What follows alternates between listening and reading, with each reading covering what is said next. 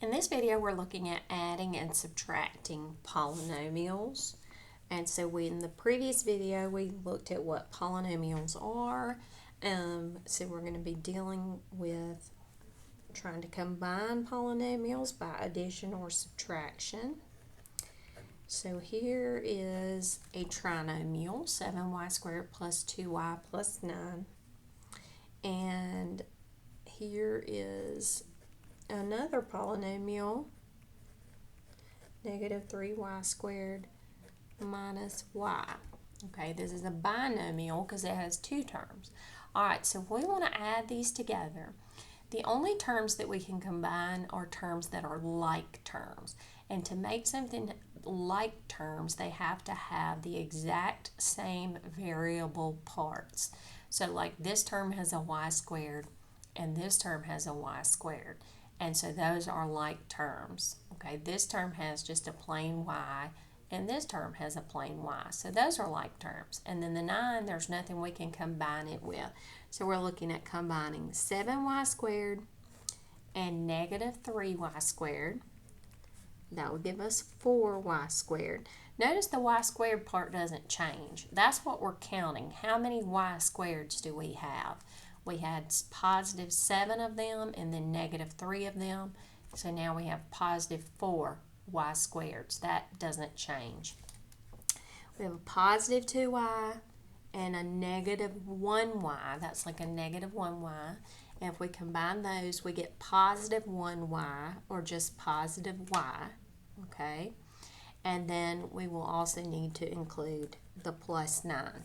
So this is our final answer when we've combined everything that can be combined for those polynomials. Let's try another one. Here, the first polynomial is negative 3w squared plus 4w minus 6. That's a trinomial. And then we're going to add to that negative 4w squared minus 9w plus 10.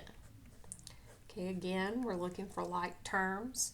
The variable parts have to match up for them to be like terms. So I see a negative 3w squared and a negative 4w squared.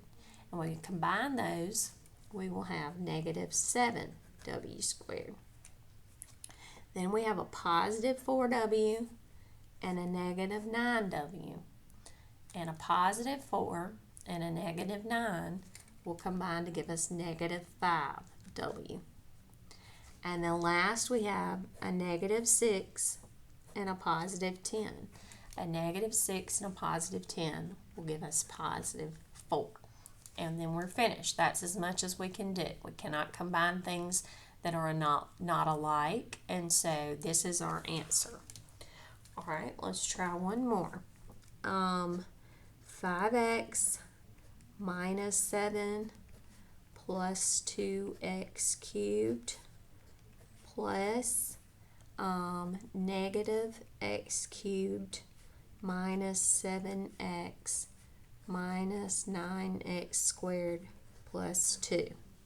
Okay, here we've got a trinomial. Here we have a polynomial with 4 terms. As you can see, up here, these were in order. These are not in order, so you're going to have to kind of do a treasure hunt here and find the ones that are alike. It's always good practice to start with the ones with the highest power so that our answer is written in order by descending powers of the variable. So the highest power of x that I see is x cubed. So I have a positive 2x cubed and a negative 1x cubed. When we combine those, I'm going to get positive 1x cubed. You can put the 1, but you don't have to. All right, the next step down would be x squareds. I only see 1 here.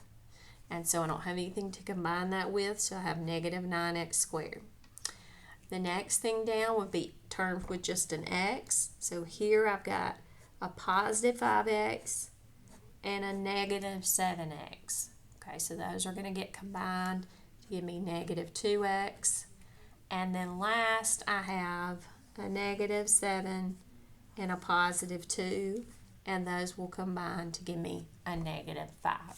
All right, so that's adding. Pretty simple. You just look for the like terms and you combine them. Now, when we get to subtracting, it's a little bit different. Let's just start with some binomials. So if we have 7a minus 7, and we have minus 12a minus 4.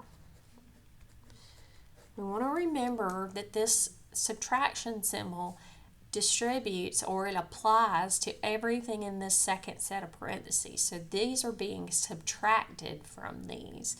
So essentially what's happening is you're doing 7a minus 12a, and you're doing negative 7 minus negative 4. Okay? And so you have to watch your signs there, because you have minus and negative. So you end up with negative 5a minus 3 as your answer. Okay. So what happens when we're subtracting something? Subtracting something is like adding the opposite. Okay, so you can either think it out like this, where you subtract each term that's in this second set of parentheses, and you see how that caused that sign to change because you're subtracting a negative.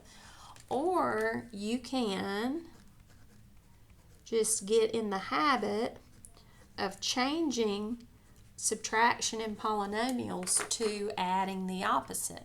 And so what I often do is when I see subtraction on polynomials, I change it to addition, and then I come through the second set of parentheses and I change my signs, because that's essentially what happens anyway. So we're combining a 7a and a negative 12a, which is negative 5a, and a negative 7 and a positive 4, which is negative 3. And you see that's what we got here. Okay. All right, let's try another subtraction one.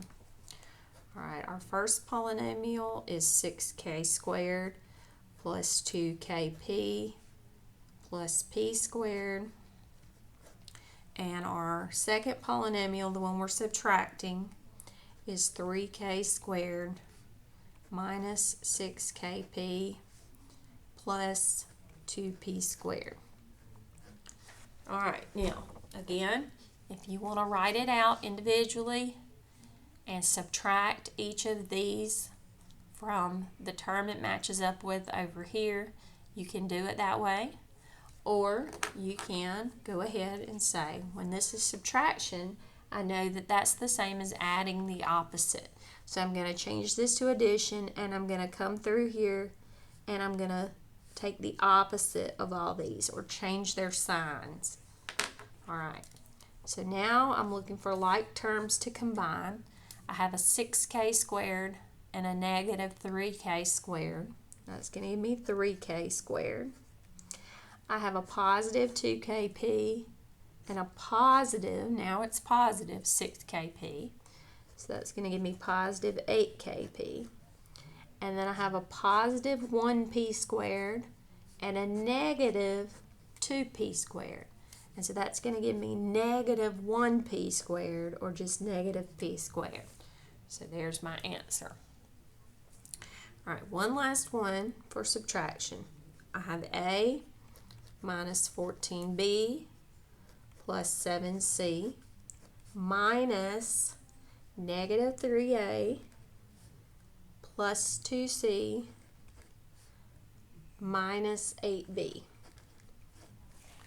Okay, so once again, when it's subtraction, I know that subtracting is the same as adding the opposite. So I'm going to change this to addition, and I'm going to take the opposite of everything in this set of parentheses. So this is going to become positive 3a, negative 2c, and positive 8b. Then we're going to go through and look for like terms to combine. We have a positive 1a and what is now a positive 3a. And when we combine those, we'll get positive 4a. We have a negative 14b, and I got to look around over here, and a positive 8b. That's going to give me negative 6b.